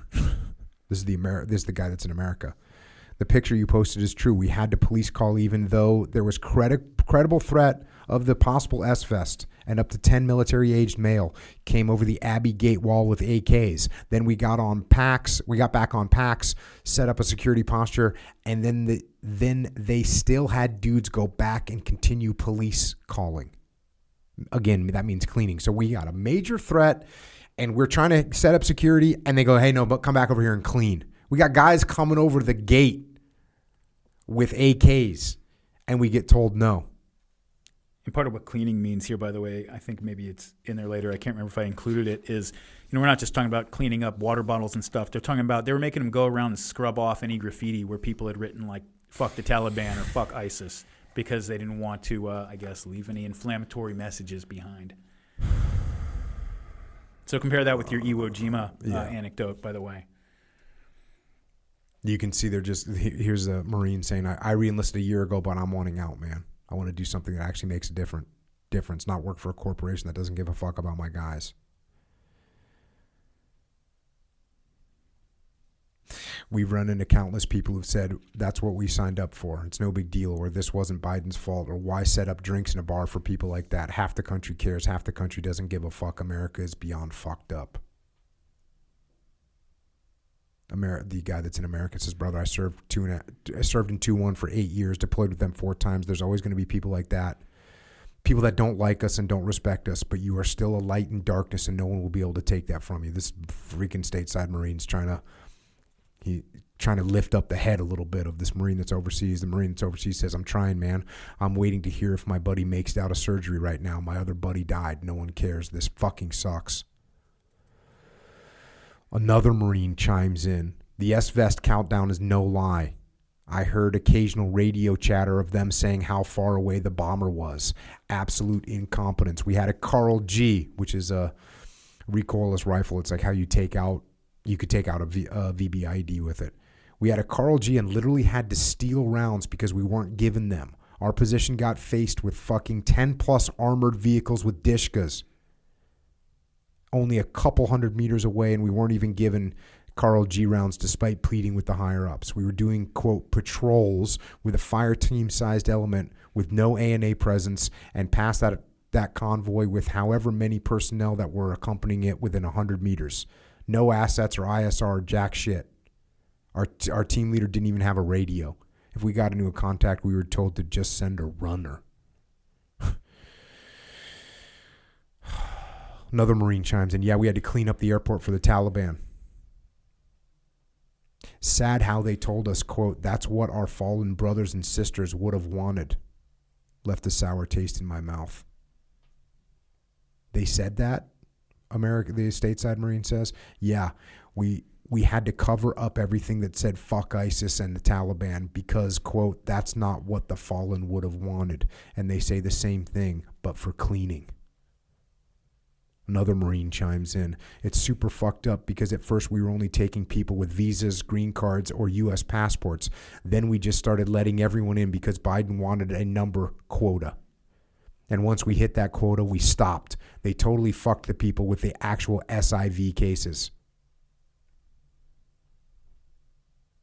There's another Marine that describes sending desperate Afghan civilians back to the Taliban. And the stateside Marine says, how are you holding up emotionally? He says, not great. I've had a really rough job that the news fails to show. I have to drag men and women and children and fathers and mothers pleading and begging for their lives out the gate to the Taliban because they aren't on a list. Another Marine describing the same situation, pushing back fathers holding crying 3-year-old boys as he pleaded with me, and all I could do was hold the kid's hands or hold onto his shoulder and tell them I'm sorry, but he had to back up. People so fucking desperate for me to do what I wanted to do, but I couldn't because of the nature of what we're doing. Grown men and women with babies asking us to kill them because they'd be happier getting killed by us than the Taliban. People handing us babies and running away, trying to get into a line and abandoning their children. Or worse, leaving them to drown in a waist-high river of shit because they wanted to cheat and get up closer to the next step. And a final Marine says, I can tell you some guys are really going to struggle when we get home.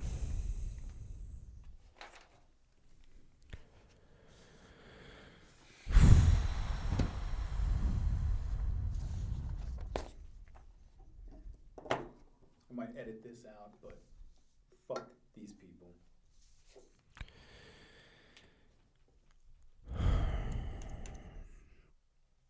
Yeah. And then, you mentioned briefly the Lieutenant Colonel Scheller that's currently in the brig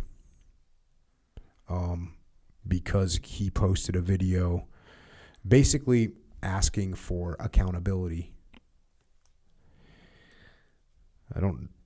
I think then he continued to post stuff. I think he got told not to post stuff. He continued to post stuff. They put him in a brig. I think the last thing he posted was, have the MPs standing by for me. This is a very, it's almost the exact same thing that David Hackworth did that got him drummed out of the Army, right? He went on the news media and said, if we don't change how we're fighting this war, we're going to lose. And he got drummed out of the Army in a month. And he was the most highly decorated freaking soldier they had. He was, a post 2-time battalion commander in Vietnam.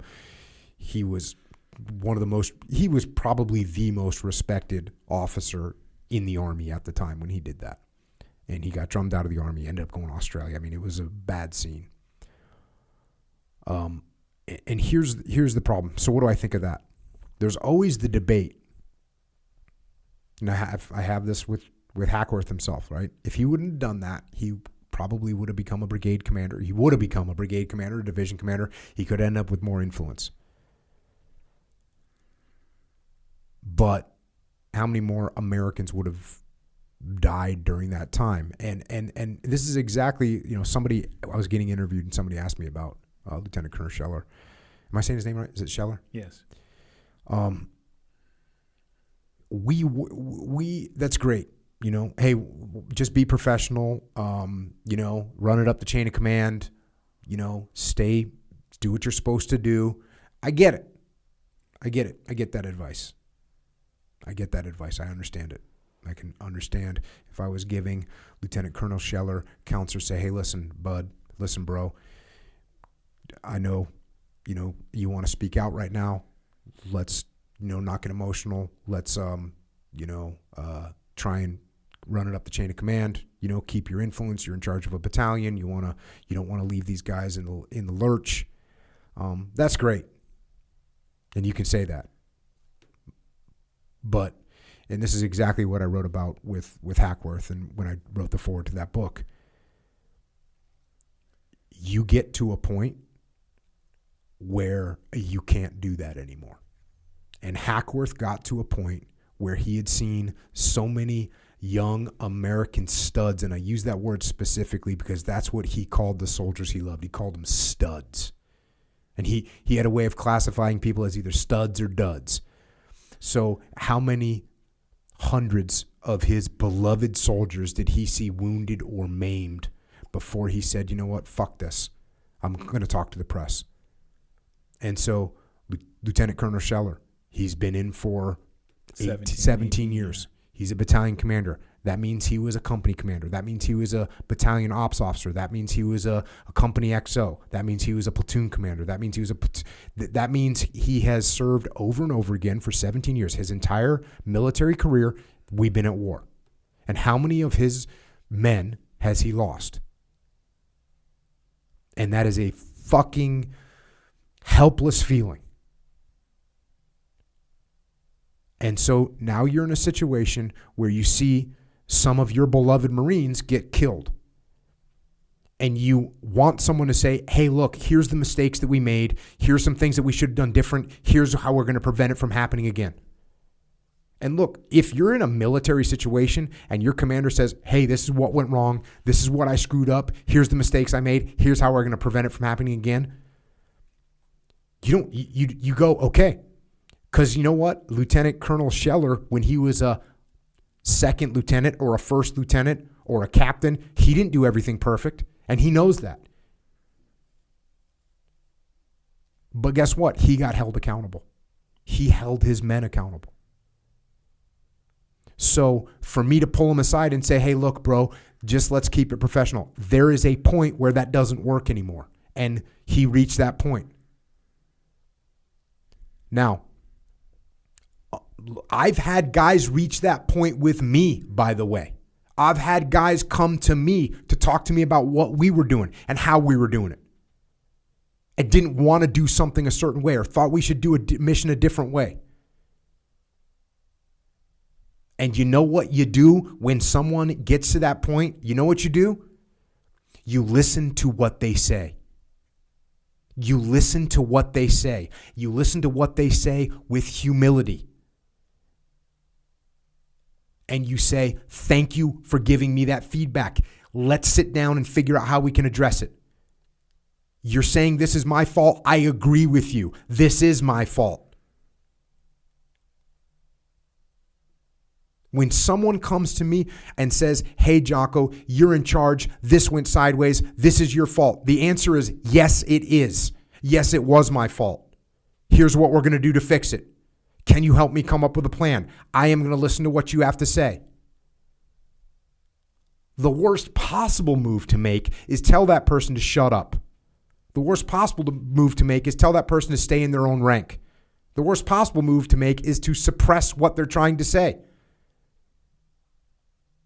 and turn that person into a martyr.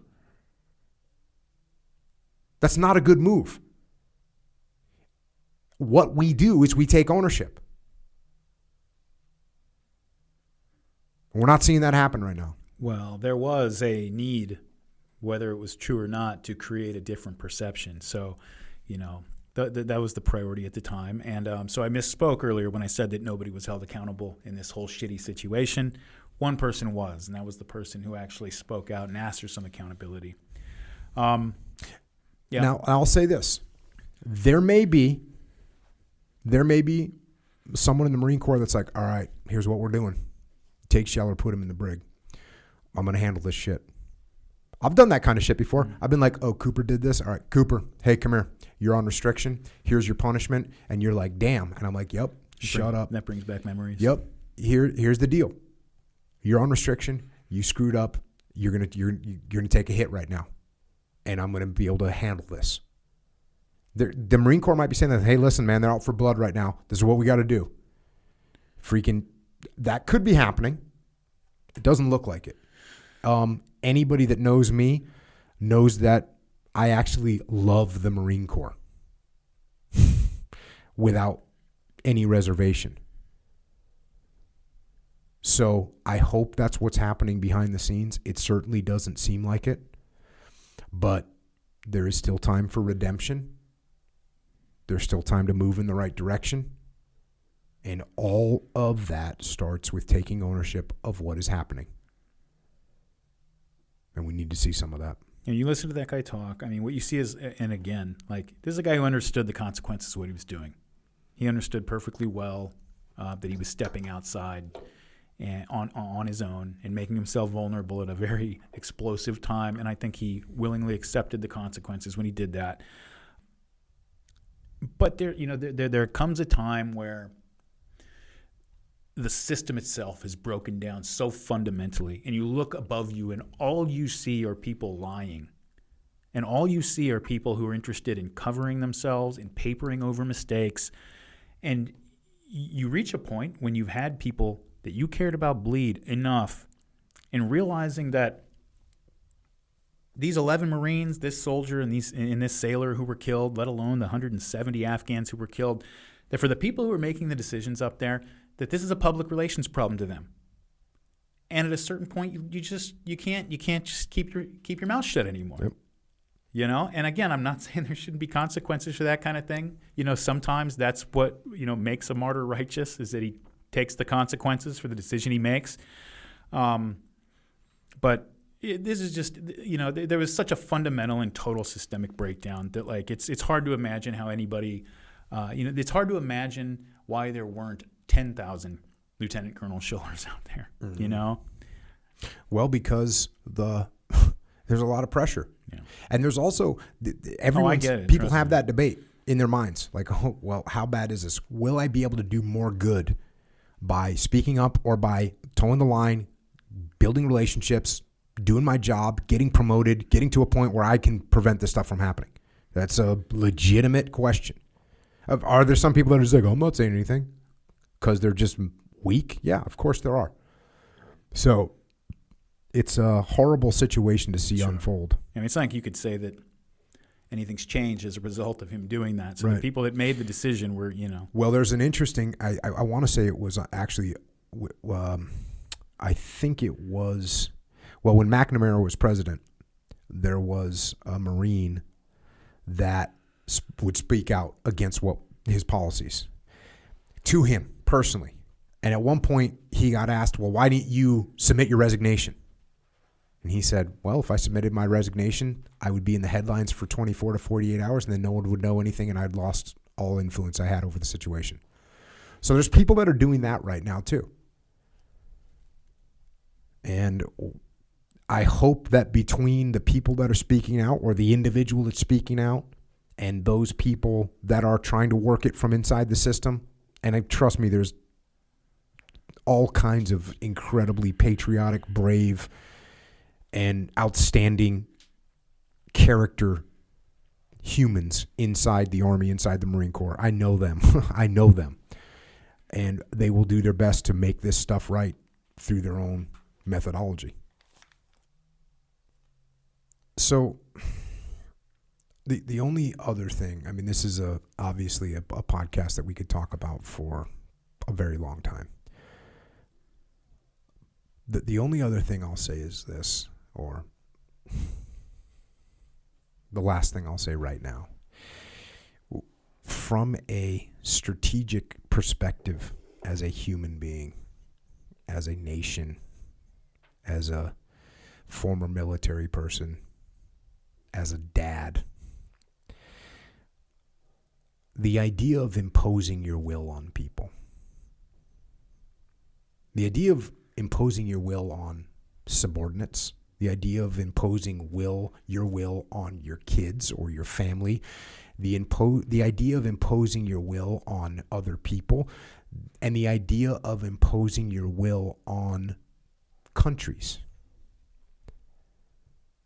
seems expedient. It seems expedient. It seems like the easiest way for me to rule my platoon is to say, hey, everyone, shut up. This is what we're doing. It seems like the easiest way to guide my children is to say, shut up. This is how I want you to do it. It seems like the easiest way to build a nation is to say, shut up. This is what you're going to do now. And even if you made those statements a little bit nicer and took away the shut up and you just made it, this is what you're going to do. This is how we're doing it. This is what you owe me. This is the way you're going to run your country. Even if you made it nicer than that, if what you're doing is essentially imposing your will on other human beings, it is going to be a fight and it is going to be a struggle and it is most likely in the end not going to work. Now, if I am a tyrannical leader, I can make it work for some period of time. I can make my subordinates fall in line for some period of time. I can make my children obey my commands for some period of time.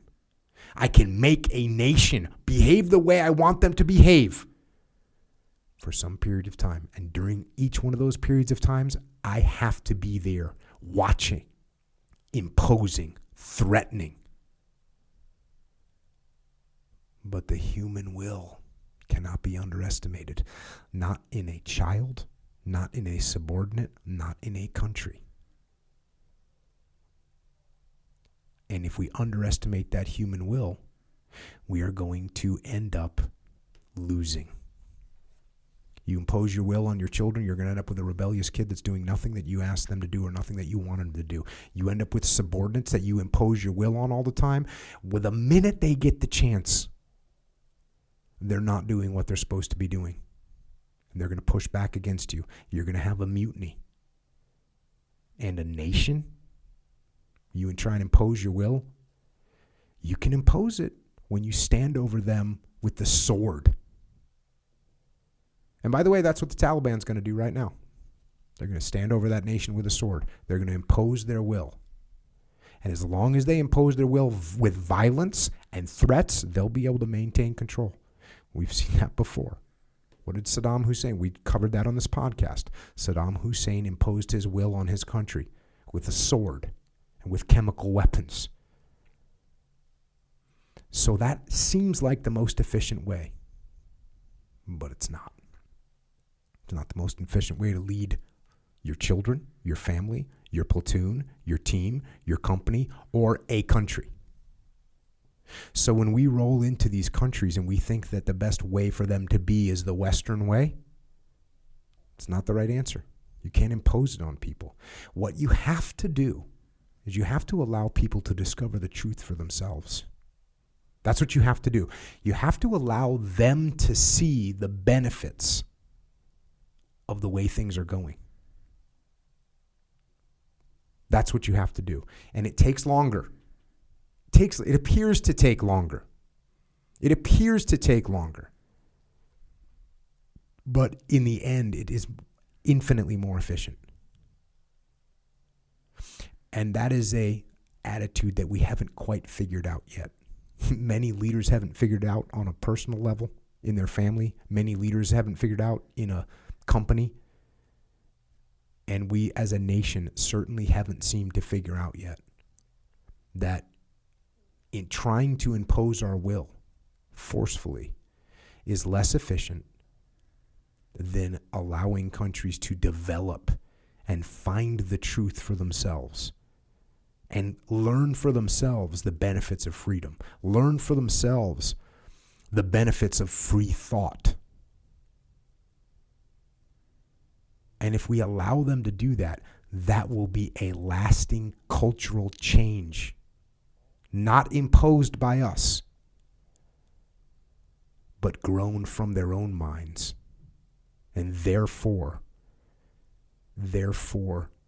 inherently becoming a part of the way that they live.